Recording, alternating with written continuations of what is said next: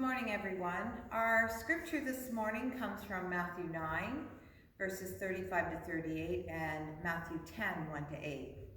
The workers are few. Jesus went through all the towns and villages, teaching in their synagogues, proclaiming the good news of the kingdom, and healing every disease and sickness. When he saw the crowds, he had compassion on them, because they were harassed and helpless like sheep without a shepherd. Then he said to his disciples, "The harvest is plentiful, but the workers are few. Ask the Lord of the harvest, therefore, to send out workers into his harvest field." Jesus called his 12 disciples to him and gave them the authority to drive out impure spirits and to heal every disease and sickness. There are the names of the 12 apostles: first Simon, who is called Peter, and his brother Andrew; James, son of Zebedee, and his brother John; Philip and Bartholomew; Thomas and Matthew, the tax collector; John, son of Alphaeus and Thaddeus; Simon the Zealot, and Judas Iscariot, who betrayed him. These 12 were sent out with the following instructions: "Do not go among the Gentiles or enter any town of the Samaritans. Go rather to the lost sheep of Israel. As you go, proclaim this message: the kingdom of heaven has come near. Heal the sick, raise the dead, cleanse those who have leprosy, drive out demons. Freely you have received, freely you give." To go into the world and follow the footsteps of Jesus, we need compassion and motivation. I have a strange question for you. Why do you eat? Have you ever thought about it? We eat because it tastes good sometimes, and because it keeps you healthy and alive, right? I would say these are good reasons to why we eat. Here's another question: why do you sleep? I would say because we get tired, we're not able to stay awake, we want to be rested for the next day, and your body needs sleep to stay healthy. These reasons about why we eat and sleep can sometimes be described by the word motivation. We have to be motivated to do it.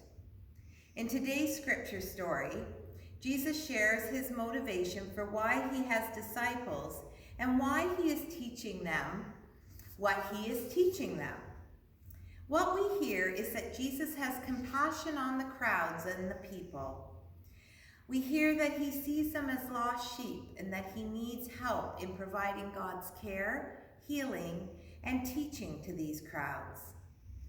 Then we hear Jesus tell the disciples that that's exactly what they're going to do. They're going to go out and they're going to care for others with God's compassion, healing, and authority. Remember, the disciples are still learning at this time. So I think what Jesus is doing is giving the disciples a chance to experience the reasons for why they are learning what they are learning, which will increase their own motivation to keep learning and to truly have compassion. In saying that, even today, we are still like the disciples in many ways, learning about compassion and to have the motivation to do the will of God. But that word compassion, I'm not always sure that we as Christians understand the full weight and work of its meaning. I remember growing up hearing the phrase, "moved to compassion." Compassion is often described as a state of being or feeling in which something has occurred to move someone to feel sympathetic, to have empathy, perhaps even pity for someone or something else. Christians have struggled with their role in shaping a society that cares for those who are sick and in need.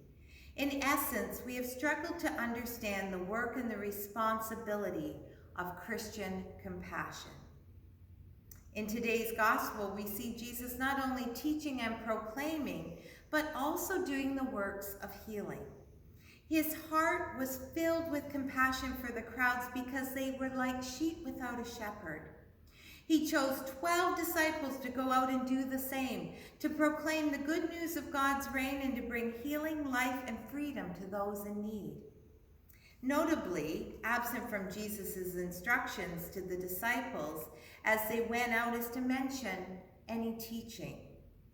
They were to proclaim the reign of God and perform acts of compassion that reveal it. Cure the sick, raise the dead, cleanse the lepers, cast out demons. Not until the very end of Matthew's gospel does the risen Christ give them the authority to teach. His words were, "Go therefore and make disciples of all the nations, teaching them to obey everything I have commanded you." Only those whose hearts have been shaped by doing the works of compassion can teach others the way of discipleship. Over the past weeks, we have witnessed compassion in the words and actions of those speaking up to expose racism in our society and standing with and praying with victims of injustice. During the past months, we have learned much about the love of Christ in the example of family, friends, healthcare workers, pastoral ministers, and others in their care for the sick, the dying, and the grieving. The compassion they have shared has strengthened our hopes and reminds us of God's reign is near indeed. They have not merely taught us about Jesus, they have shown us Jesus, even though they might not realize it. That is God's hand at work. I want to encourage us to use Jesus' belief in us as some of our own motivation to continue to learn, to receive, and then share God's compassion, love, and healing with others, because this world needs compassion, love, and healing, just as much as it did when Jesus first sent out his disciples to the world to share his love and compassion for all.